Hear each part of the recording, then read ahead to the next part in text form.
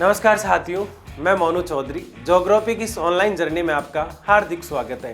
Class 12 का भूगोल पढ़ते हुए हम आगे बढ़ रहे हैं और कक्षा 12 की हमारी इस ज्योग्राफी में मानव भूगोल जो है उस किताब को हमने शुरू किया, जिसका पहला चैप्टर हम देख रहे हैं और इसके 3 लेक्चर बहुत अच्छे से शानदार तरीके से हम पढ़ चुके हैं।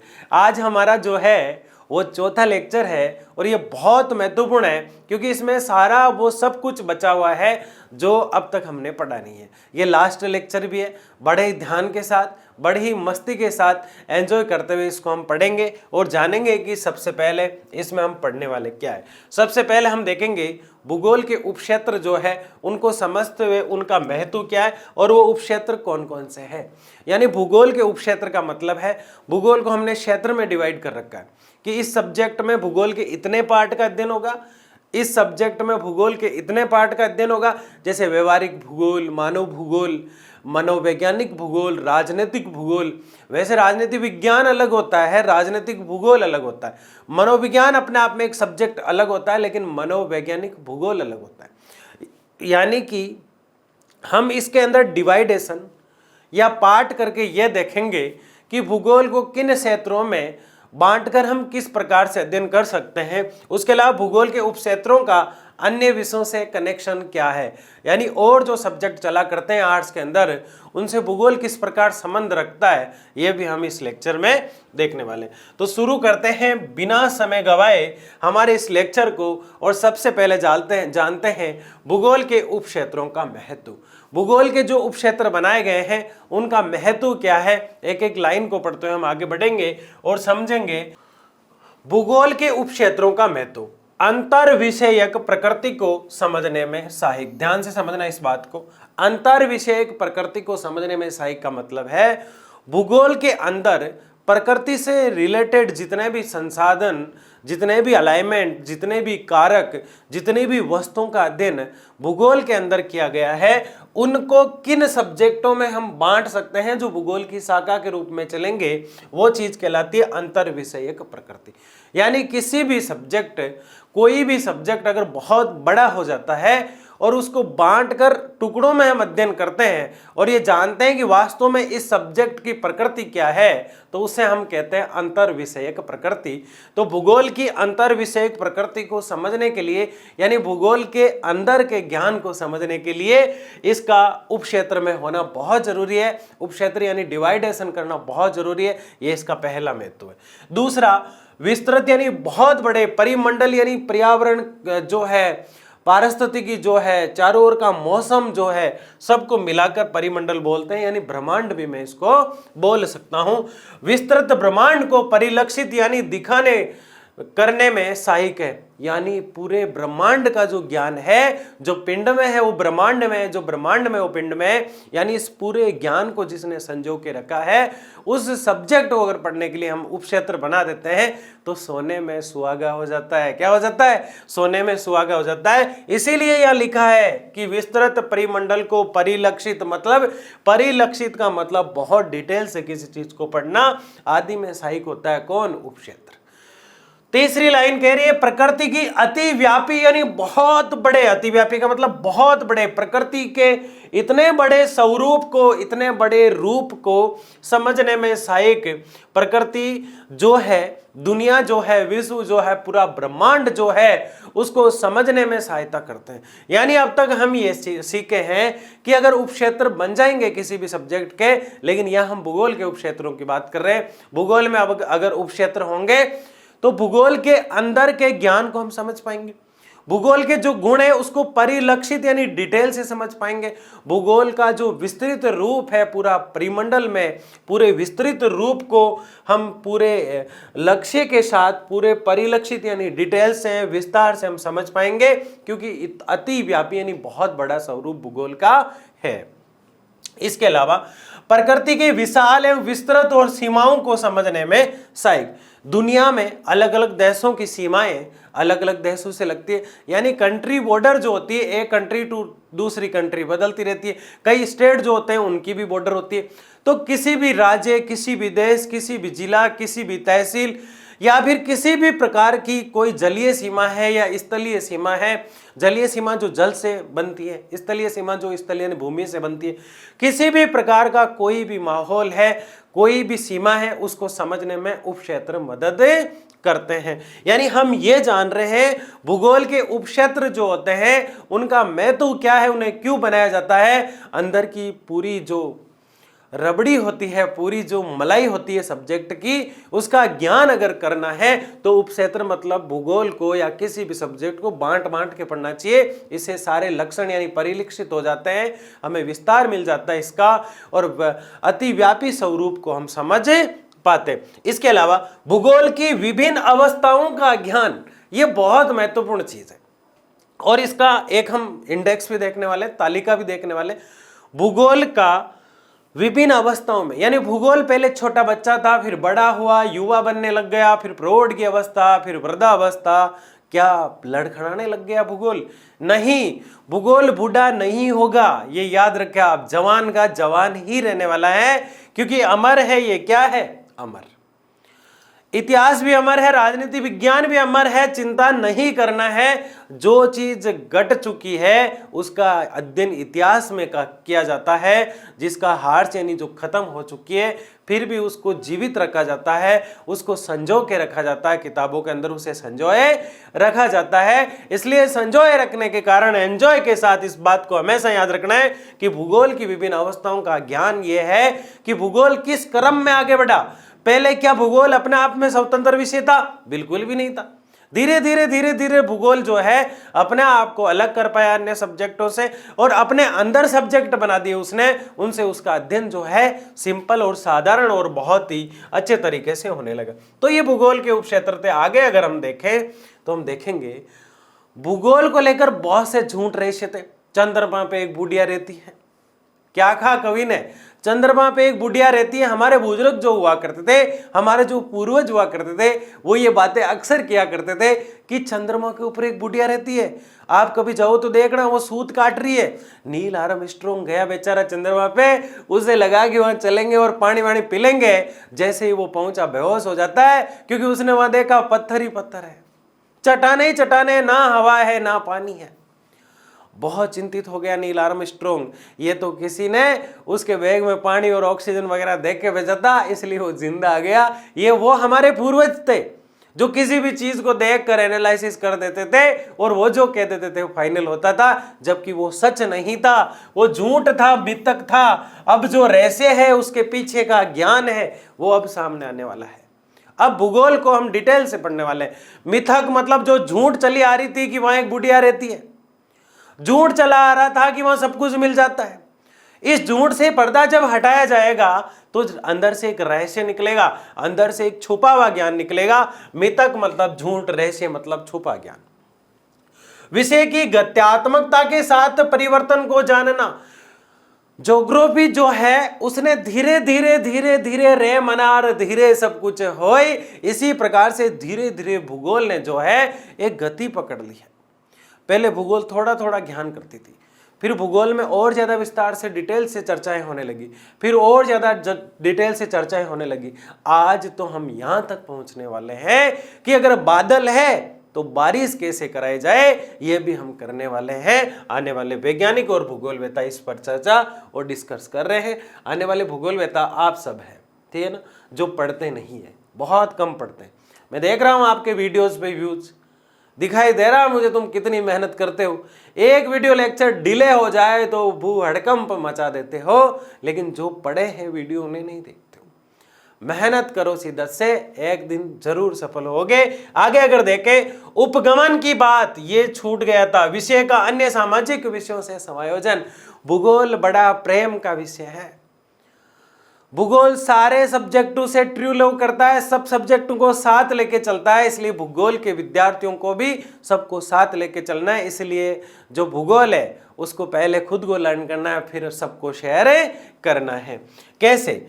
उपगमन, धीरे धीरे गमन करता हुआ। संकल्पना यानी विचारधाराएं जो है, उपगमन मतलब धीरे धीरे गमन कर रहा है भूगोल। ये नहीं कि इसको कहीं जाने की जल्दी है।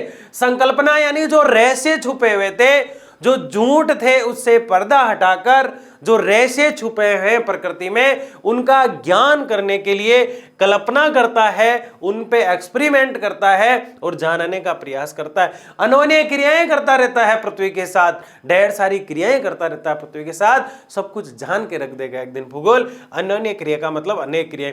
कार्मिक विकास यानी धीरे धीरे धीरे धीरे धीरे धीरे, कितना धीरे, बहुत धीमी गति से चल रहा है, लेकिन सॉलिड चल रहा है हमारा भूगोल, क्योंकि भूगोल बहुत कुछ अध्ययन करने वाला है, बहुत कुछ अध्ययन कर चुका है। ठीक है ना।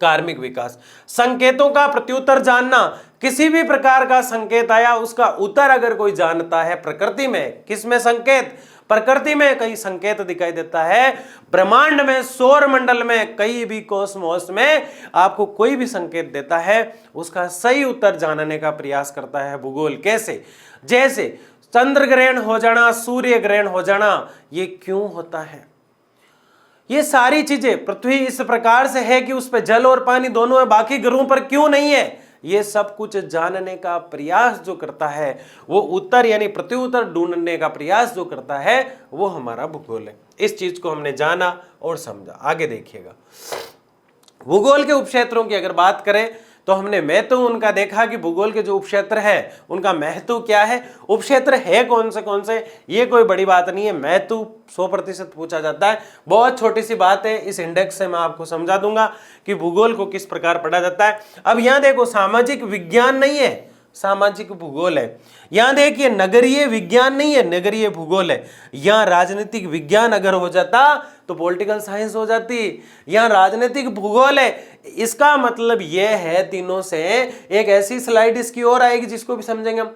समाज के अंदर भूगोल ने अपना क्या असर छोड़ा है, आज भी भूगोल का समाज में क्या असर देता है, दिखता है, इसका अध्ययन जो सब्जेक्ट करता है वो भूगोल ही है, लेकिन भूगोल के अंदर जो सामाजिक भूगोल है वो अध्ययन करता है।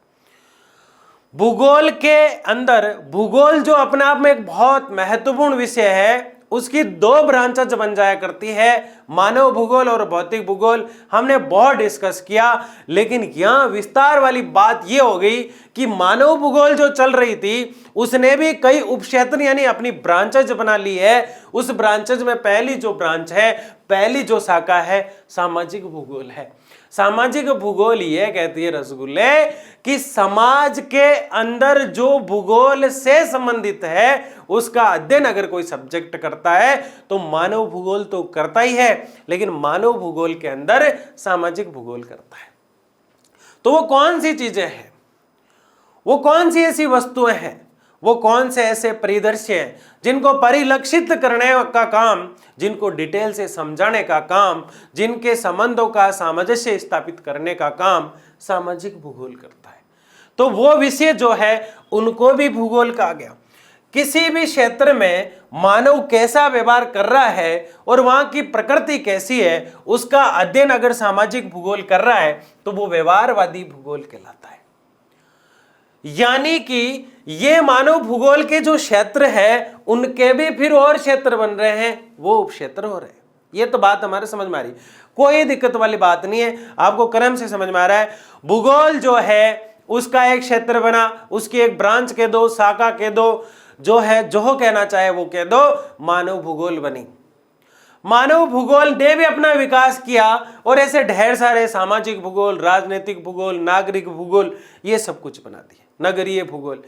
लेकिन सामाजिक भूगोल जो है, नगरीय भूगोल जो है, राजनीतिक भूगोल जो है, उन्होंने भी अपने क्षेत्र बनाए, तो वो इनके उपक्षेत्र कहलाए। मानव भूगोल का उपक्षेत्र सामाजिक भूगोल है, नगरीय भूगोल है और राजनीतिक भूगोल है, लेकिन सामाजिक भूगोल के उपक्षेत्र व्यवहारवादी भूगोल, सामाजिक कल्याण भूगोल, अवकाश भूगोल है। यानी सामाजिक भूगोल जो होगा वो समाज के परिदृश्यों के व्यवहार का अध्ययन करेगा तो वो व्यवहारवादी भूगोल हो जाएगा। अगर वो समाज में कल्याण की बात कर रहा है, समाज को आगे कैसे ले जाया जाए, सामाजिक कल्याण के लिए नहरें निकाली जाए, भूगोल से रिलेटेड बात जो सामाजिक कल्याण से जुड़ी हुई हो, तब वो सामाजिक भूगोल हो जाएगा। कुछ समय बाद बारिश हो रही है, कुछ समय बाद रुक रही है, इस बीच के गैप का अध्ययन कर रहा है, इस बीच के अवकाश का अध्ययन कर रहा है, तो वो अवकाश भूगोल में आएगा। अब सवाल ये पूछा जाता है कि अवकाश भूगोल किस में आता है, समाज में। सामाजिक भूगोल में। सामाजिक भूगोल किस में आता है? मानव भूगोल में। मानव भूगोल खुद किस में आता है? तो भूगोल में आता है। अरे लाडले क्या मजे लेता है।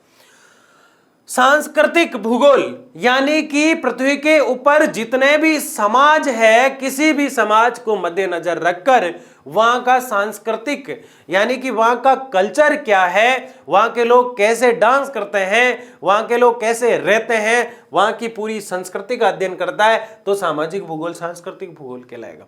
अगर सामाजिक भूगोल किसी चीज के बीच में अवकाश आ रहा है, पानी की बारिश हुई और फिर नहीं हुई बीच में अवकाश, तो अवकाश भूगोल है। व्यवहार का अध्ययन कर रहा है, व्यवहारवादी भूगोल है लोगों के, और समाज में कल्याणपरक योजनाओं की बात कर रहा है, तो सामाजिक कल्याण का भूगोल है। लिंग भूगोल किसी क्षेत्र का लिंगानुपात मतलब प्रति 1000 पुरुषों पर स्त्रियों की संख्या।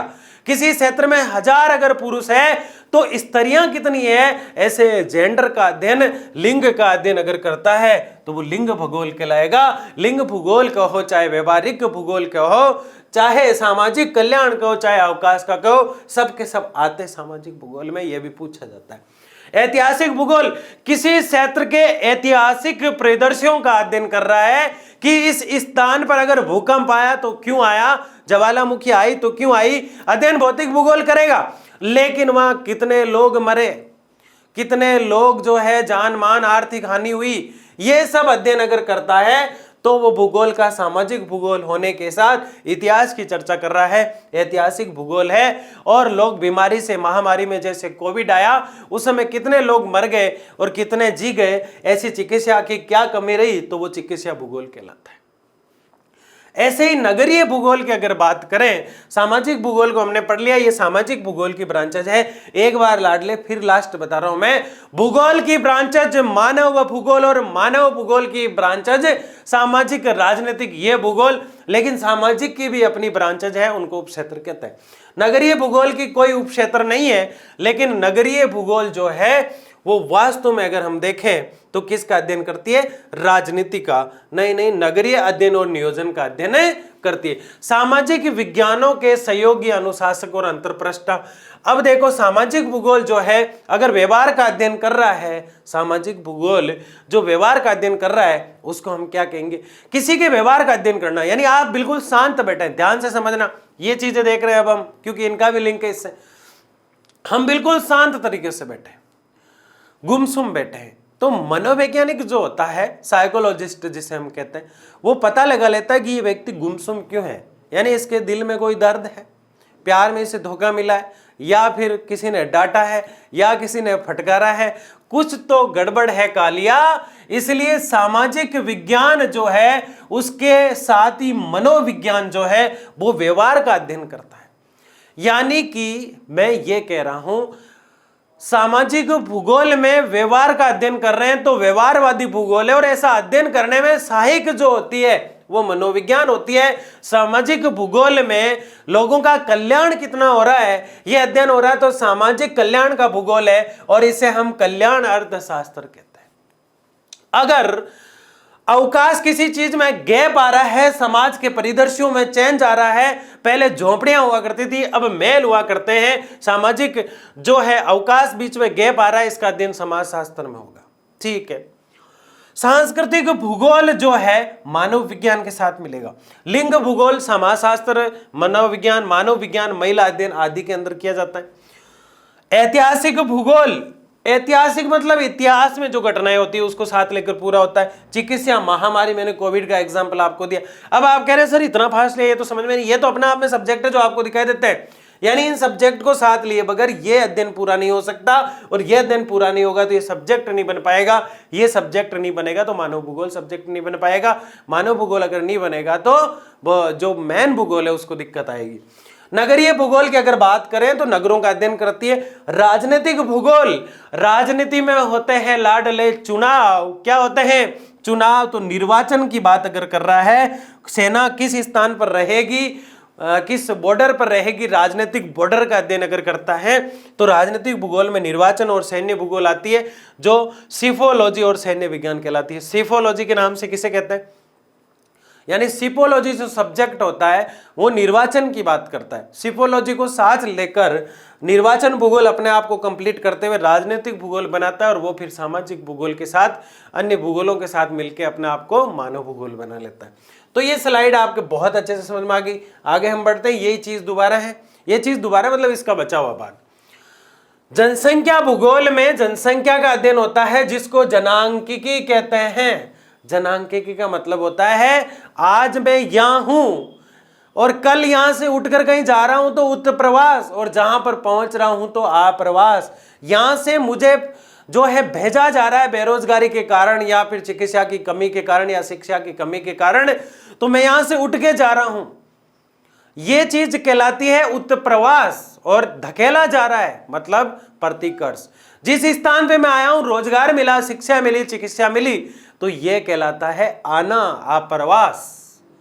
और इसको कहते हैं अपकर्ष। क्या कहते हैं? अपकर्ष, क्योंकि यहां की सुविधाएं मुझे अपनी ओर आकर्षित करी। तो दो चीज होती है, उत्प्रवास और आप्रवास, अपकर्ष और प्रतिकर्ष। प्रतिकर्ष और उत्प्रवास एक होते हैं, धकेलने का काम करते हैं, यानी सुविधा नहीं होती तो व्यक्ति अपने आप धकेला जाता है।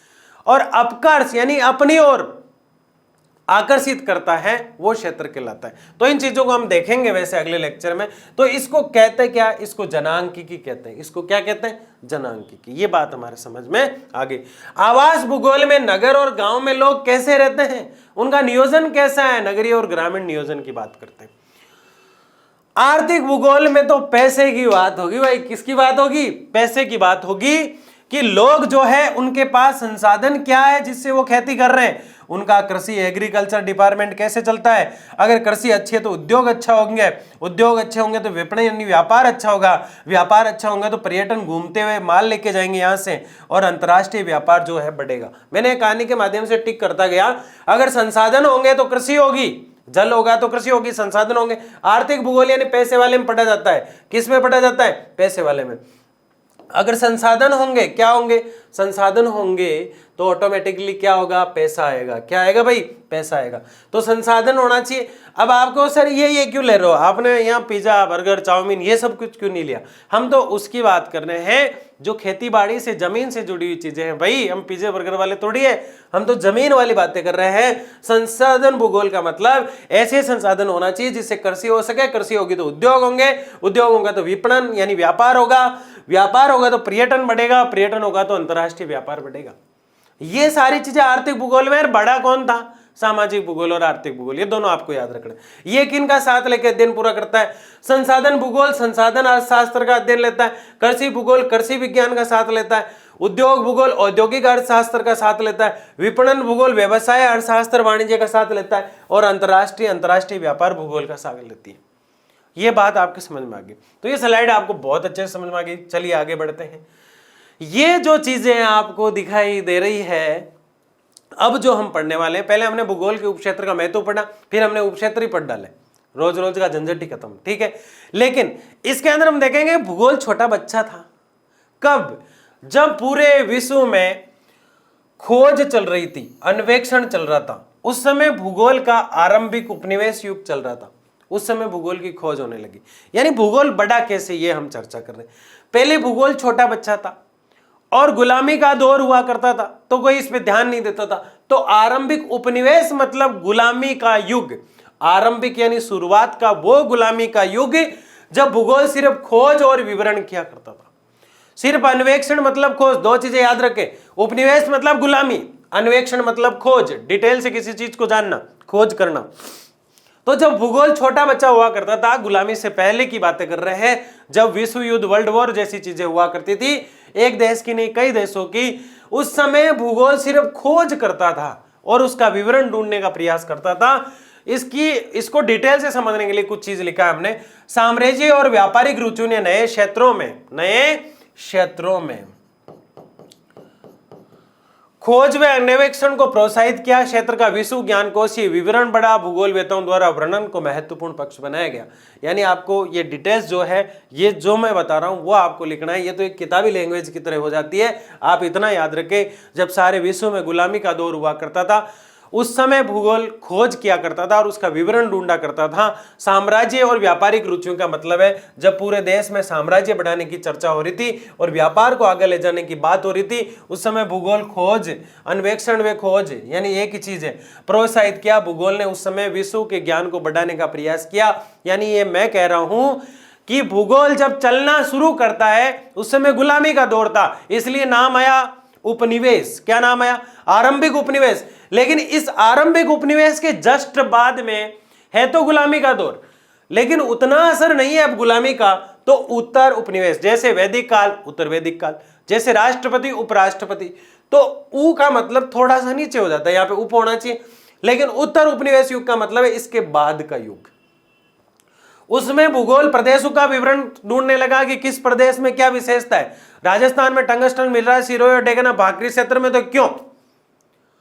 अगर किसी क्षेत्र में तेल मिल रहा है तो क्यों? प्रादेशिक विवरण यानी उस प्रदेश का विवरण करने लगा, तो वो उत्तर उपनिवेश युग कहलाता है। लेकिन जब अंतर्युद्ध अवधि आई, 1930 का दशक चल रहा था, तब भूगोल एक एक क्षेत्र का अध्ययन करने लगा, पूरे प्रदेश का नहीं, एक एक गांव का, एक एक ढाणी का, एक एक कबीले का, आपके घर का, है ना? ऐसा नहीं है ना? तो भूगोल को 3 स्टेप भूगोल के हम पढ़ चुके हैं। पहले भूगोल, सबसे पहले याद करो, जब भूगोल शुरू हुआ तो उपनिवेश काल, गुलामी का दौर।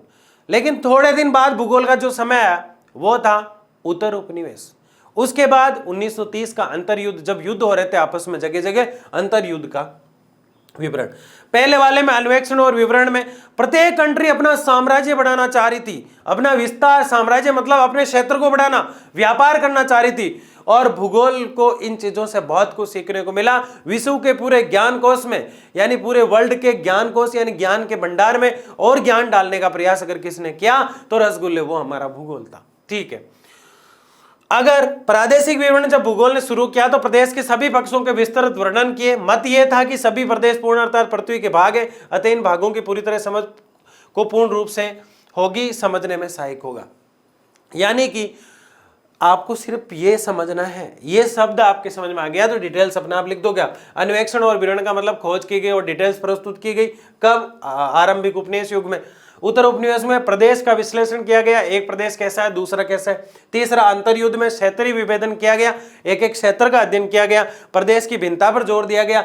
विलक्षण, भिन्नता मतलब अलग क्या है, विलक्षणता यानी अलग लक्षण क्या दिखाई दे रहा है, किस में? क्षेत्र में। इससे ऊपर प्रदेश में, उससे ऊपर खोज की गई। बस 3 चीजें आपने देख ली, 3 स्टेप भूगोल के आपने समझ लिए। आगे देखिए चौथा, 1950 से लेकर 1960 10 वर्ष का समय। 1970, 60 से 70 10 वर्ष का समय। कितने वर्ष का? 10 वर्ष का समय। ठीक है, 1970 का दशक और 1970 से 1990 का दशक, तो ये 3 और दिखाई दे रहे हैं, यानी 6 स्टेप में इसको समझने का प्रयास कर रहे हैं। अब जो आपने तीसरे स्टेप में, पहले आपने अन्वेषण किया, फिर आपने जो है प्रदेशों का अध्ययन किया, फिर आपने क्षेत्र का अध्ययन किया। अब क्षेत्र में जो स्थान है उसके गुणों को और दूसरे स्थान के गुणों और तीसरे स्थान के गुणों का संगठन बना दिया आपने और एनालिसिस करने का प्रयास किया। वो दशक था 1950 के अंत का। ध्यान से समझना मेरी बात को। अगर खोज हुई भूगोल की खोज हुई, भूगोल में जो लोग साम्राज्य बढ़ाने आ रहे थे, जो लोग अपना विस्तार कर रहे थे, जो लोग जो है भूगोल के अन्य नए तथ्यों को जान रहे थे, व्यापार के लिए आ रहे थे, उस समय जो भूगोल का युग था वो गुलामी का दौर था। लेकिन उस समय जो है ये स्टेप उपागम जो है मैं समझा रहा हूं। पहले स्टेप में भूगोल का उपागम मतलब साधन। पहले स्टेप में भूगोल जो है वो किस साधन का अध्ययन करती थी? पहले स्टेप में भूगोल खोज करती थी। दूसरे में भूगोल पूरे प्रदेश का अध्ययन करती थी। दूसरे स्टेप में भूगोल का जो साधन था वो पूरा प्रदेश था। तीसरे के अंदर भूगोल को हमने समझा और जाना कि जो प्रदेश है उसके जो स्थान है उनका अध्ययन तो वो अगले में करेगा, लेकिन क्षेत्र के अंदर क्या भिन्नता है, क्षेत्रीय भिन्नता, एक एक क्षेत्र का अध्ययन करने लगा। लेकिन चौथे स्टेप में हम देख रहे हैं स्थान वर्सेज स्थान, एक एक स्थान में अलग क्या है और मिलता हुआ क्या है, ये अध्ययन भूगोल करने लगा चौथे स्टेप में। पांचवें में हम देख रहे हैं कि मानव की जो विचारधाराएं हमने पढ़ी थी, आपको याद है अमूलवादी विचारधारा, याद है कि नहीं है? मानवतावादी विचारधारा, अमूलवादी, व्यवहारवादी विचारधारा, दीर्घकाल तक, लंबे समय तक जो संवेग चले आ रहे हैं उनमें बदलाव लाना, जाति धर्म आदि के आधार पर जो धारणा हमने पढ़ी थी वो यह लागू होती है। और इस चीज का अध्ययन जो है, गुणों का अध्ययन, व्यक्ति के जो गुण है उसका अध्ययन अगर कर रहा है तो ये स्टेप है। उसके बाद आज का जो भूगोल है उसके अंदर क्या बदलाव दिखाई दे रहे हैं इसकी बात कर रहा है लास्ट वाला स्टेप। तो देखो ये 6 पॉइंट मैंने जो बनाए 6 आपको दे रखे हैं, आपको अच्छे से समझना है। स्थानिक कंप्यूटर आ चुका था 1950-60 के बीच में, तो उस समय कंप्यूटर से सारी चीजों को एकत्रित करके ये देख लेते थे कि यहाँ तेल है, यहाँ भी तेल है, तो यहाँ जो मशीन है वहां भी यही मशीनें चाहिए, सेम मशीन चाहिए होगी। तो इस प्रकार से स्थानिक यानी किसी स्थान के बारे में कंप्यूटर द्वारा परिष्कृत गणना की जाती थी। परिष्कृत मतलब सच्ची, एकदम सटीक गणना करके विशिष्ट रूप का विकास किया और मानचित्र को हाथ में ले लिया और समझ लिया अगर जैसलमेर में तेल निकलता है तो बाड़मेर में भी तेल होना चाहिए। वहां तेल को ढूंढा गया और वहां तेल मिल गया, पेट्रोल मिल गया, डीजल मिल गया, केरोसिन मिल गया। तो इस प्रकार से मिल गया तो मानचित्र का प्रयोग हुआ। भूगोल उत्तर आधुनिक व्याख्या करने वाले नियमों को प्रश्न उठने पर लगे स्थानीय समय पर जोर, यानी जो व्याख्या कर रहे थे, जो हमारे पूर्वज कह रहे थे कि चांद के ऊपर बुढ़िया रहती है, ऐसे जो मिथक रहस्य थे उनका खंडन अगर हुआ है तो 1990 के दशक के बाद हुआ है। तो आज हमने एक एक चीज को समझा, एक एक चीज को जाना और बड़े ही मस्ती के साथ आज हमारा जो पहला चैप्टर है उसको हमने कंप्लीट कर लिया। अगर तुम वीडियो देखते हो बच्चे तो कमेंट बॉक्स में जरूर बताना इस लेक्चर के अंदर ही नहीं, इस पूरे 4 लेक्चर जो थे इस चैप्टर के वो आपको कंठस्थ याद हुए या नहीं हुए, और कौन से टॉपिक को लेकर आपको कोई दिक्कत आई है मुझे कमेंट बॉक्स में जरूर लिखना। लाइक करना है, शेयर करना है, सब्सक्राइब करना है। बहुत बहुत धन्यवाद। मिलते हैं अगले चैप्टर और अगले लेक्चर के साथ।